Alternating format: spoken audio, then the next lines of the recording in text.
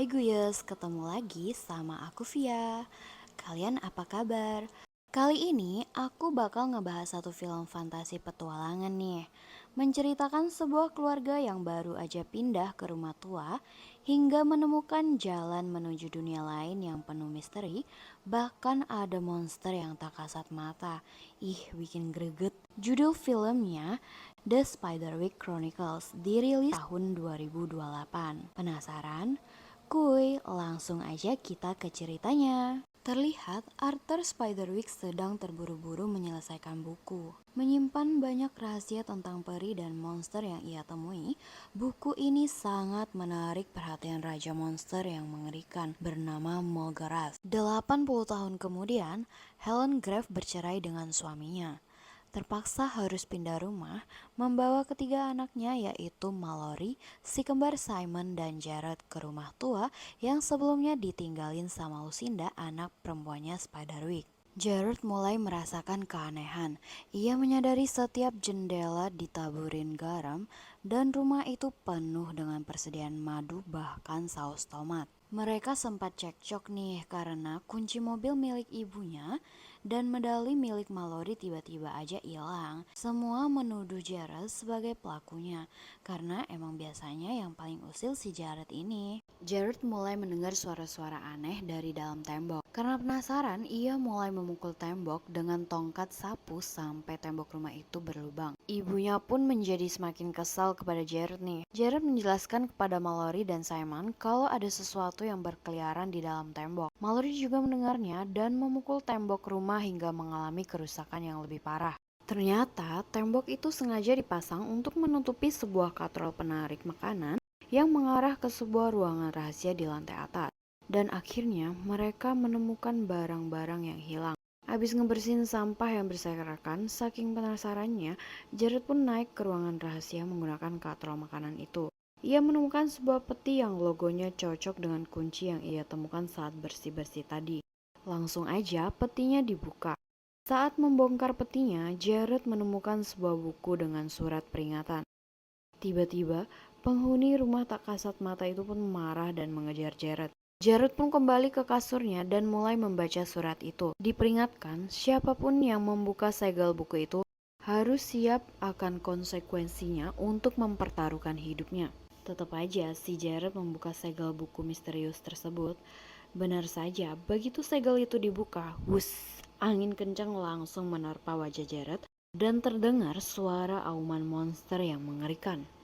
Agar tidak ada gangguan, sepanjang malam Jared membaca buku itu di dalam sebuah peti. Tertulis bahwa buku itu menjelaskan tentang makhluk mistis dan fantasi yang hidup di antara manusia. Bahkan diberikan alat dan cara untuk melihat makhluk-makhluk tak kasat mata itu. Makhluk yang harus diwaspadai adalah monster jahat yang bernama Molgarath. Monster ini bisa berubah ke banyak wujud. Kalau sampai buku ini jatuh ke tangan Molgarath, ia akan menjadi tidak terkalahkan dan semua nyawa di sekitarnya akan terancam. Tiba-tiba, entah gimana rambut Molly bisa terikat di tiang kasur dan tetap saja Jared yang dituduh sebagai pelakunya. Akhirnya dari buku itu, Jared tahu nih bahwa sosok pencuri di dalam rumah adalah Timbertake yang sangat menyukai madu. Jared berusaha memancing makhluk penjaga rumah itu untuk keluar dengan menawarkan roti dengan madu kesukaannya. Makhluk itu beneran memakan roti dan membawa madunya. Ia meninggalkan jejak remahan roti dan diikutin Jared nih. Akhirnya mereka pun saling bertemu. Timbertake kabur ketakutan, tapi tetap aja tergoda dengan roti dan madu. Cuman kali ini dia makannya nggak kelihatan wujud nih.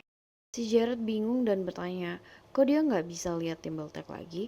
Ia ngejelasin kalau manusia emang nggak bisa lihat mereka kecuali kalau mereka menampakkan wujudnya.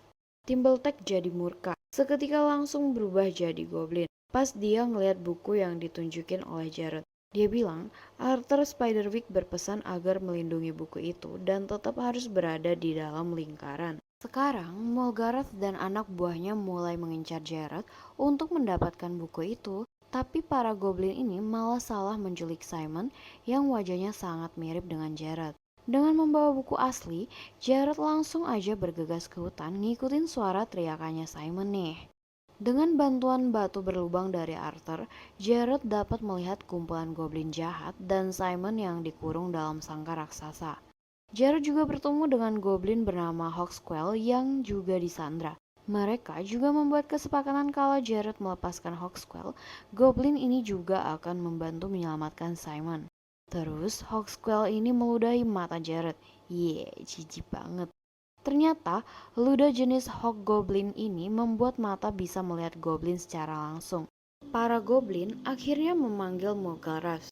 Ia muncul dalam wujud kakek tua, menemui Simon dan menggeledah Simon. Tapi mereka cuma mendapatkan foto keluarga aja. Akhirnya si Simon dilepas nih karena mereka sadar salah tangkap orang. Saat kabur, Jared dan Simon sempat berantem merebutin bukunya Arthur. Malah ketangkap basah sama para goblin dan dikejar sampai rumah. Si Simon sempat ketangkap dan digigit goblin. Kakaknya yang gak percaya juga mulai dikeroyok goblin. Simon memberikan batunya kepada Mallory, untungnya dia jago berpedang, membuatnya berhasil masuk lingkaran selamat dan percaya dengan ucapan Simon. Akhirnya mereka memutuskan untuk membakar bukunya di depan para goblin. Disaksikan juga sama Bulgarath yang datang dalam wujud burung. Anehnya, buku itu tidak terbakar, malah apinya yang padam. Mereka mencoba kabur melalui jalan rahasia untuk menemui Lucinda dengan syarat bukunya harus ditinggalin di rumah. Simon pun menarik perhatian para goblin, sedangkan Jared dan Mallory berusaha kabur melalui pintu gudang. Tapi sayangnya mereka ketahuan dan dikejar semua goblin. Di rumah, Simon mencoba untuk membuat ramuan yang bisa membunuh para goblin. Saat mau lihat cara di buku Arthur, baru ketahuan nih ternyata Jared membawa buku aslinya. Greget ya sama si Jared, emang biang kerok deh satu ini. Di saat pelarian, Jared hampir aja ditangkap troll. Untungnya trollnya mati kelindes mobil. Akhirnya Mallory dan Jared bertemu dengan Lucinda. Ia bercerita buku itu hanya membawa kesengsaraan bagi keluarganya. Di hari terakhir ia melihat ayahnya terlihat gelisah dan sibuk membuat lingkaran pelindung. Saat itu Lucinda nggak tahu apa-apa tentang goblin dan lingkaran itu, jadi dia main-main dan ditangkap goblin. Ayahnya memang berhasil menyelamatkan Lucinda, tapi peri bunga membawa ayahnya pergi agar tidak ada lagi rahasia tentang goblin yang bocor. Mereka harus membawa buku ini ke Arthur Spiderwick. Di akhir percakapan si goblin malah berhasil merebut setengah isi bukunya. Sialnya, para goblin ini mendapatkan info penting cara untuk menghancurkan jamur pelindung di sekeliling rumah itu. Saat tiba di rumah, Mallory merasa aneh karena ia tidak melihat satu goblin pun di halaman rumahnya. Hawksquell datang mengabari mereka kalau para goblin sedang siap-siap untuk menyerang mereka di malam bulan terbit.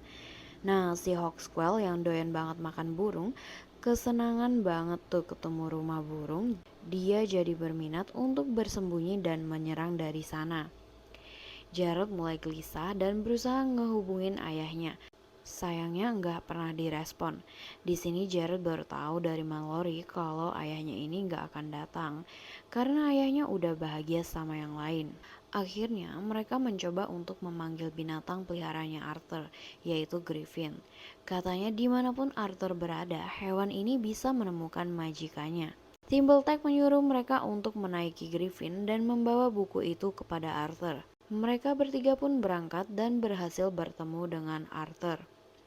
Tak disangka, nyanyian peri bunga menghipnotis orang yang mendengarnya dan gak sadar kalau waktu udah berlalu lama. Arthur mengajak Jared ke tempat aman untuk berdiskusi. Sayangnya Arthur tidak setuju kalau karyanya itu dihancurkan. Saat dibuka malah zonk. Kali ini Timbertake mengganti isi buku itu dengan buku resep, membuat Arthur tak bisa berbuat apa-apa. Dengan bantuan Arthur yang mengalihkan perhatian para peri, mereka bertiga berhasil kabur dari peri-peri itu. Di rumah, para goblin sudah menuang ramuan ke seluruh lingkaran pelindung. Ibu Jared juga sudah mengetahui tentang si goblin itu. Mereka semua juga sibuk memasang perangkap dan bersiap-siap sebelum malam tiba. Saat bulan terbit, terlihat perlindungannya perlahan hancur. Pasukan goblin langsung aja menyerang rumah itu dari segala penjuru untuk mendapatkan sisa bukunya. Morgoth dan pasukannya berhasil masuk ke rumah, peperangan pun terjadi. Pada akhirnya, semua goblin meleleh terkena ledakan saus tomat. Untungnya, ramuan saus tomat ampuh untuk membunuh para goblin. Setelah itu, ayah Jared muncul tiba-tiba tanpa diundang, memaksa mengambil buku dari tangan Jared. Jared pun langsung menancapkan pisau ke ayahnya. Benar aja, ternyata si Jared ini udah curiga kalau ayahnya yang datang ini adalah jelmaan dari si Morgoth. Morgoth berusaha mengejar Jared dalam bentuk tubuh ularnya. Dibantu Timbertech, Jared berhasil kabur, membawa buku itu ke atas atap rumahnya, tapi tetap aja berhasil diikutin sama Morgoth. Melihat Hawkskull udah bersiap di atas pohon memberikan aba-aba, langsung aja Jared melemparkan bukunya ke tanah. Benar aja, bukunya langsung disambar sama Morgoth yang menjelma jadi burung dan berusaha kabur. Hap, naas, burung ini langsung dilahap sama Hawkskull. Kasian banget, matinya malah dimakan sama goblin ya. Akhirnya hubungan keluarga ini semakin harmonis. Lucinda juga pulang ke rumahnya lagi. Karena bukunya udah aman, para peribunga mengizinkan Arthur untuk menemui putri semata wayangnya nih. Sayangnya, Arthur nggak bisa balik ke kehidupan normalnya karena dia udah berusia lebih dari 100 tahun. Kali ini Lucinda memutuskan untuk ikut bersama ayahnya ke dunia peribunga. Lucinda pun berangkat bersama ayahnya dengan rupa saat ia masih muda. Film pun tamat.